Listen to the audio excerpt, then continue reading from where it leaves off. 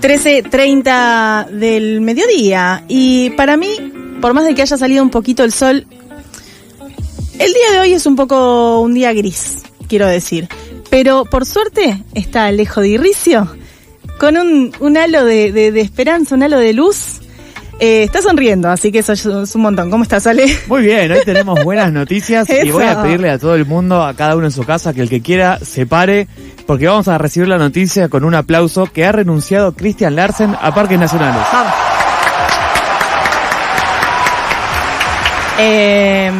Hermosa noticia. Esto, vamos a expandir ahora sobre esto para contarles por qué significa tan buena noticia. ¿Por qué significa un cambio no solamente en la administración de parques nacionales, sino efectivamente un cambio sobre cómo puede ser visto de alguna manera desde uno de los organismos más importantes que tiene el Estado? Uno, lo que hizo Christian Larsen, digamos. Uh-huh. En un principio, lo primero que vamos a comentar es, y quería precisamente hacer una especie de perfil de esta persona que fue Larsen, no solamente en su desempeño de ejercicio público delante de parques nacionales, sino atrás de eso en los últimos años. Por lo pronto, el DNI de Larsen empieza en 32, lo cual a mí me vino como una sorpresa, porque dije, este tipo debe tener 40 años. Sí. O sea, era un tipo más o menos joven, un abogado santiagueño. Él presentó ayer la dimisión indeclinable a Parques Nacionales, que se va a hacer efectiva a partir del 31 de mayo, digamos, sí. ¿No? Me encantó la frase que dijo, y hago propias las palabras de Orlando Carriqueo, del Parlamento Mapuche Tehuelche de Río Negro. Desde el día de ayer hay un racista y fascista menos que compone este gobierno. Ha renunciado Christian Larsen, la Pachamama tarde o temprano se las iba a cobrar. Me encantó, me llegó esa cita de Orlando Carriqueo, digamos, el diario Río Negro así lo publicó. Larsen venía del PRO, digamos, venía del riñón del PRO fuerte, digamos, fue un hombre de Lombardi, de Hernán Lombardi, porque, no nos va a sorprender el siguiente dato, era yerno de Lombardi. Mira vos. Hizo carrera en Radio y Televisión Argentina, a donde lo sumaron para despedir y para vaciar básicamente el organismo, y un poco en esa línea fue como entró también en Parques Nacionales. Pero Lombardi también había sido muy cercano a Bullrich y anduvo en la llamada patoneta, que afortunadamente la mayor parte del país ya se debe haber olvidado de la existencia de la patoneta, pero la actual ministra de Seguridad también dijo que estaba recorriendo el país, aunque había hecho unos trayectos muy cortos arriba del auto, de la supuesta patoneta. Y apenas ganó Milei, Lombardi rápidamente subió selfies con Milei, con Macri y con Lombardi a su perfil, y a las pocas semanas había sido anunciado como director de la Administración de Parques Nacionales. Violó sistemáticamente la ley de parques, la Constitución, el convenio 169 de la OIT de la consulta originaria, la ley de bosques y la ley de glaciares, para empezar. Después podemos hablar de la ley de ética, otras más que había que construir un poco la casuística, pero que también rompió, como la ley de ética pública, o efectivamente la Constitución Nacional, porque le negó el derecho a ser considerados parte de este país a muchas personas de pueblos originarios que habitaban tanto dentro como fuera de parques nacionales, digamos, ¿no? El cambio climático es una excusa para sostener burocracias ambientales. Eso dijo. Eso, yo me pregunto, ¿dónde está esa burocracia ambiental que está sosteniendo el cambio climático? No. A mí ese mail no me llegó, yo quiero ser parte de la burocracia ambiental también, no sé. Tal cual. No sé, alguna burocracia. Hacer alguien que mantenga algo para el cambio climático, porque en este momento no solamente desde el Estado está totalmente vacío, sino que mismo la Administración de Parques Nacionales había abandonado los espacios en los cuales estaba, porque recordemos que Parques Nacionales, más allá de la figura del guardaparques, digamos, lo más conocido y lo que mucha gente conoce cuando tiene la oportunidad de visitar alguno de los parques nacionales que tiene nuestro país, Parques Nacionales administra una gran cantidad de territorio, administra y gestiona, y en términos territoriales tal vez sea el actor estatal que más injerencia directa tiene sus decisiones sobre el territorio. Por supuesto que el germen de las decisiones, digamos, no solamente conservar los ecosistemas que allí habitan, sino también el hecho de poder mantener el patrimonio de biodiversidad que tiene nuestro país en términos de sus parques nacionales, ¿no? Tal cual. En ese sentido, lo primero para decirle de Larsen que tenemos, y que no hay unas esperanzas de que esto cambie, digamos, a corto plazo, pero quería subrayar que el modelo de parques nacionales que vino impulsando Larsen en todo este último tiempo tenía que ver con una especie de shoppingificación, o sea, convertir a los parques nacionales en parques turísticos. Y esto involucró, por ejemplo, algunos ejemplos de esto, llevó a hacer que el grupo Techint de Pablo Roca, cuya gente está ocupando en este momento el Ministerio de Energía, patrocinara el Parque Nacional del Palmar. Y se incluyeran cartelitos, como los que se incluyen en muchas plazas en las ciudades. Quienes vivan cerca de las plazas los tendrán un poco más junados. Sí. Lo que es tal empresa cuida tal plaza, ¿no? Sí. Una forma también de cómo hacer publicidad no tradicional en el espacio público. Y supuestamente una forma también que tienen hoy en día los estados de decir que son menos deficitarios en términos ambientales. También quiso concesionar los accesos al glaciar Perito Moreno con una empresa inglesa que se llama London Supply, o la tercerización de servicios en 16 de las áreas protegidas, como el Parque Nacional Aconquija y el Parque Nacional Tras la Sierra, digamos. Larsen es, una de las cosas más nefastas que tiene el perfil, y por eso me pareció que ameritaba, digamos, caracterizar un poco la persona que es Larsen y cuál fue su desempeño delante de la Administración de Parques Nacionales. Larsen fue parte activa en la campaña que hubo en los últimos meses, en el último año y medio, para la persecución y la legitimación de la violencia contra los pueblos originarios, específicamente contra el pueblo mapuche, y específicamente en torno a los incendios que hubo en la Patagonia. Larsen calificó los incendios como hechos terroristas instigados por falsas organizaciones mapuches y fue vocal públicamente muchas veces diciendo que no había comunidades originarias adentro de los parques, sino que eran usurpadores, que también, aparte, Larsen tiene un canal de YouTube personal en el cual subía contenido, en el cual decía, por ejemplo, que los mapuches son una construcción política kirchnerista, ya que lo de pueblos originarios es un curro armado con ONGs internacionales, y que había que terminar con esta locura multicultural porque los parques son de los argentinos y no de un grupito que se disfraza de indígena. Ay, por favor. Ese discurso, claro, que tiene unos niveles recalcitrantes de racismo, de clasismo, de colonialismo, por donde quieras, pero esencialmente yo creo que hoy en día, y en el marco de la libertad avanza, lo podemos tipificar o podemos entender que es un discurso fascista porque niega la legitimidad de existir de las personas, y en ese sentido también la legitimidad de existir de un grupo específico de personas que son los pueblos originarios en Argentina, digamos, ¿no? En ese sentido, sus políticas en parques fueron acorde a esto, y intentó lo que se llama cogestión, que es con pobladores que están antes de que se conformaran los parques nacionales. Los parques la administración de parques es de 1934 y fue creando parques a medida que pasaba el tiempo, digamos. Pero hay gente que preexiste y que todavía tiene tierras, por ende, adentro de parques nacionales, y muchas veces con las comunidades originarias se hace cogestión, o sea, se incluye a las comunidades que viven adentro del parque y comunidades que son de pueblos originarios para que también ayuden, colaboren y formen parte de las decisiones, tienen participación activa adentro de cómo se cuida ese parque, ¿no? Y después el rol nefasto que tuvo Larsen en incendios.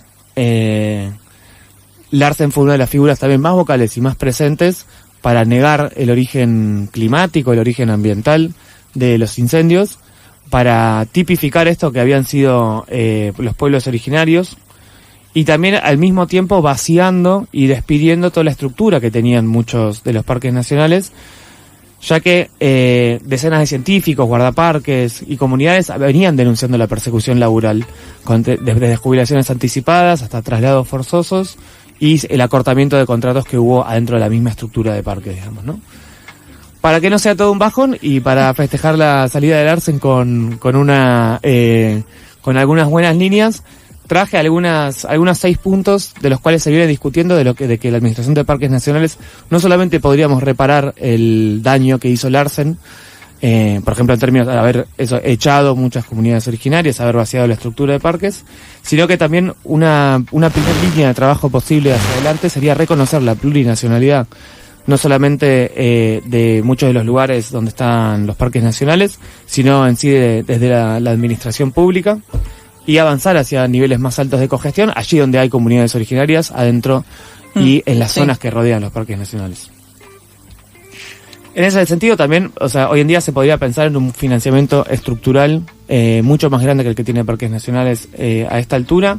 Se habla de que se podría multiplicar por 4 el presupuesto de parques, para 2026 o para 2027, digamos, esto si uno planteara una línea, incluso se podría crear un fondo de restauración ecológica y transición ecoterritorial para pensar cómo recuperamos las partes del territorio que han sido dañadas no solamente por eventos de clima extremo, sino por actividades extractivas que hoy funcionan alrededor de los parques.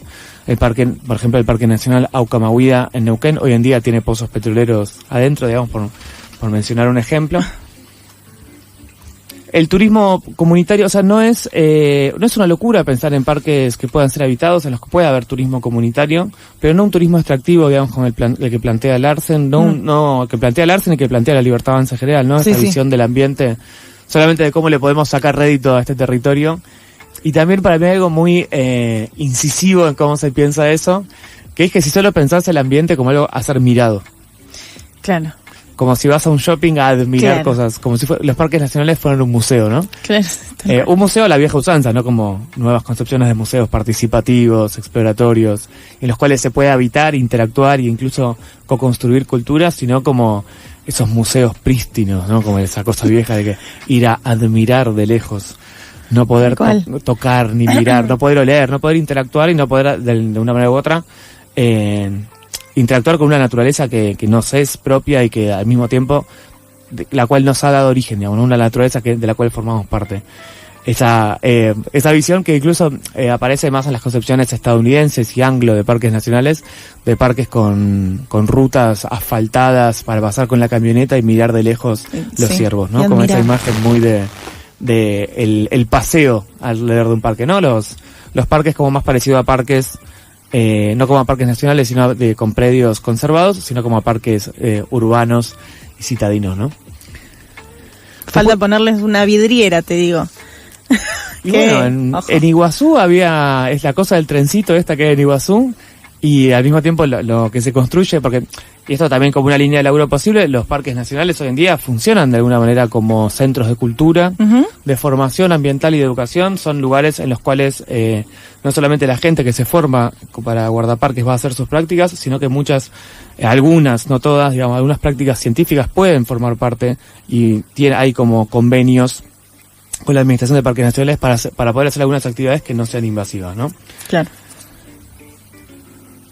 Por último, la educación y la participación, digamos, no solamente se podría recuperar a todos los puestos de trabajo perdidos, sino que expandir la estructura de parques y asegurar que hoy en día está muy subempleado la capacidad de parques nacionales de cuidar el territorio y de cuidar el patrimonio que es de todos y todas los argentinos. Y también se podría pensar cómo hacer transiciones ecológicas en la infraestructura propia de parques nacionales. Esto involucra no solamente los pequeños centros, digamos, administrativos, sino que sea un incursor la Administración de Parques Nacionales para poder expandir más allá de las fronteras propias de los parques muchas de las lógicas que sí se llevan adentro de los parques mismos, ¿no? Si bien Parques Nacionales ya usa, por una cuestión de aislamiento, también paneles solares en algunos lugares, dentro de los parques también la gestión de residuos, la movilidad ecológica, la eficiencia energética podrían ser algunas líneas de trabajo hacia donde los cuales los parques podrían emanar cultura. Bien, y revalorizar el trabajo de los guías, ¿no? Absolutamente, los guardaparques aparte son gente súper formada, digamos, ¿no? Las últimas noticias habían ido para todo lo contrario, la libertad de que cada uno haga sus recorridos de forma libre. Sí, y que con guías tercerizados, que sin formación, pudiendo entrar a los parques y pudiendo hacer de guías, digamos, ¿no? Sí, exacto. Igual, a mí lo que me sorprendió un poco es la forma en la que se fue con todo su texto, Larsen, porque él estaba chocho con su gestión. Yo leí el texto completo, no solamente como lo que tuiteó ayer, sino que leí hace un rato, que me compartieron la renuncia entera. Orgullosísimo. No, sí. Hizo un trabajo impecable, según él. En su texto de renuncia, él menciona a los golpistas del fuego. Y a mí eso lo que al mismo tiempo a veces me agarra dudas es cuántas de estas personas realmente piensan en que existen golpistas del fuego y que no es crisis climática, no es cambio climático, no es monocultivo de pinos. La multiplicidad de razones que llevan a los incendios no es la sequía, sino que realmente piensan que son atentados terroristas aislados, digamos, ¿no? Y más allá de Larsen, o sea, todo indica que por haber sido tan vocal y tan racista y abiertamente racista, queriendo poner la cara para estas campañas racistas, a mí me indica que el tipo, para mí, yo apostaría, especulo por supuesto, que no lo cree, digamos, sino que realmente sabe lo que está diciendo y sabe lo que está haciendo, pero cuánta gente alrededor de La Libertad Avanza realmente piensa que no hay que hacer nada contra la crisis climática, sino que el origen, por ejemplo, de los mega incendios tiene que ver con grupos golpistas, terroristas, hay toda una fantasía que no se entiende bien de qué están hablando, pero al mismo tiempo hablan con tanta convicción que terminan... Sí, a un par van a terminar convenciendo, por supuesto. Efectivamente, en zona de Norte Patagonia, en febrero. Por supuesto, y lamentablemente que sí. Sí, y hubo un par de hechos aislados de vecinos que se la agarraban con no solamente con pueblos originarios, sino con otros vecinos porque pensaban que estaban siendo actos de terrorismo para seguir prendiendo el fuego. Si bien por supuesto que hay fuegos intencionales, nada tienen que ver con actos ni de terrorismo mapuche, ni de terrorismo de pueblos originarios, sino que son específicamente intenciones de despejar la zona para avanzar con proyectos inmobiliarios, digamos, ¿no? Bueno, hay que ver a dónde va igual. Porque no creo que este sujeto desaparezca. Yo hoy quiero celebrar, digamos, que por renuncie supuesto. este sujeto, así que no vamos a especular. Hoy festejamos, mañana volvemos a la lucha, como decía un amigo. Sí, y efectivamente los rumores son que Larsen venía haciendo buena letra y que se le va a recompensar todo esto y se va a ir a otro puesto, digamos, ¿no? Un tipo que viene de radio y TV, nada tenía que ver con parques nacionales y más había aprendido rápidamente a todo lo que tenía que hacer de prohibir hablar de crisis climática, digo, como había aprendido el modus operandi de la derecha. Hay que ver qué rumbo tiene, pero por eso me parecía también importante volver a recordar todo su nefasto CV y ojalá su pronta erradicación de la función pública. Gracias, Ale. Nos encontramos el